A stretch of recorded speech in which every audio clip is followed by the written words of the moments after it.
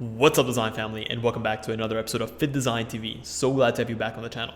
On today's episode, we'll be looking at the 7 types of customers that you'll undoubtedly come across when it comes to launching your fashion brand.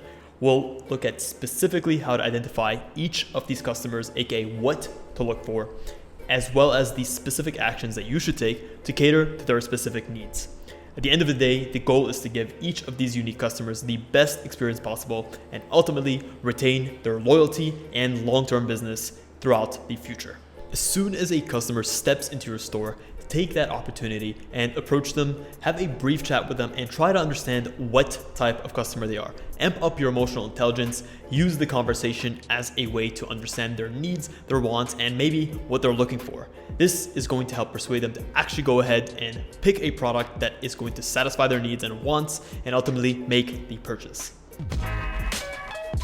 What's up, design family, and welcome to Fittdesign TV. So glad to have you here. On this channel, we discuss all things sports fashion, graphic design, manufacturing, and technology. We'll discuss key topics, answer pressing questions, and provide actionable steps on starting your own product line. If you're interested in any of the above topics, stick around. You're in for a good one.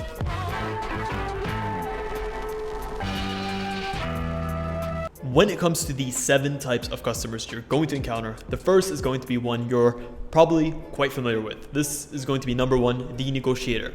You can tell the negotiator by the fact that it's clear that they are here for a bargain, and some of them will actually go as far as to become unpleasant and keep asking about the discounts that they can receive until they're absolutely certain that they can squeeze no more out of it.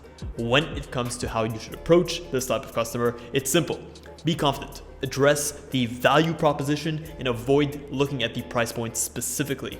Continue to highlight the qualities and the performance aspects of the products you're offering and why they are superior and worth the value that you've attained to them. The second type of customer that you're going to encounter is what I call the wanderer. This type of person is clear and they have the "I'm just looking around" look plastered all over their face. When it comes to how you should approach this kind of customer, it's quite simple. Welcome and acknowledge them.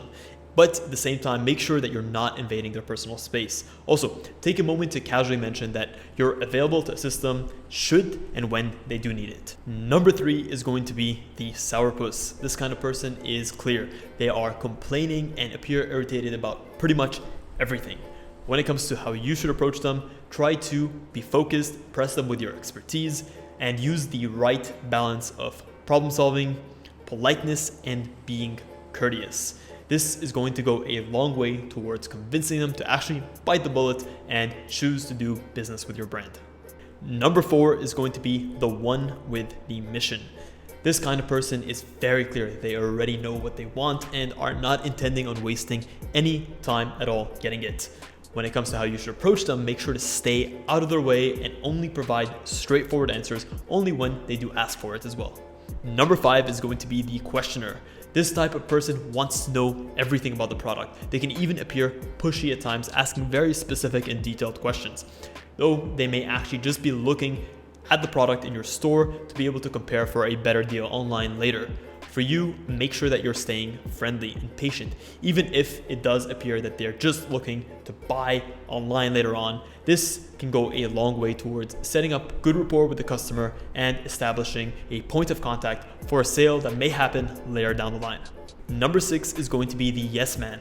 This kind of person is going to appear shy and reserved, and they'll ultimately pretty much say yes to everything that you throw their way. This may actually be quite counterintuitive. Even if you do end up getting a sale out of them, they will actually be extremely stressed by the process and feel pressured. And this is not going to convert to sales down the line. They won't retain themselves as a loyal customer to your brand. For you, make sure that you're not turning away these customers by having them feel like they're consistently being pressured and sold to.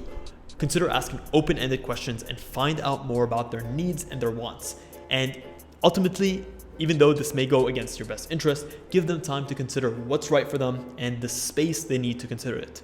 Last but not least is going to be the indecisive one. This kind of person is always not sure and will always reply with short and unenthusiastic answers like maybe, we'll see, I don't know. For this kind of person, keep it simple. Try to figure out what they really think and try to even educate them about your products and why they're going to ultimately be suitable for them. When they do take a decision, make sure to consistently support that decision, reaffirm it, and help them to feel at ease with the decision that they made. Well, that is pretty much a wrap on this episode, guys. I'm curious to hear from you guys which type of customer you guys think you personally are. Leave it in the comments below.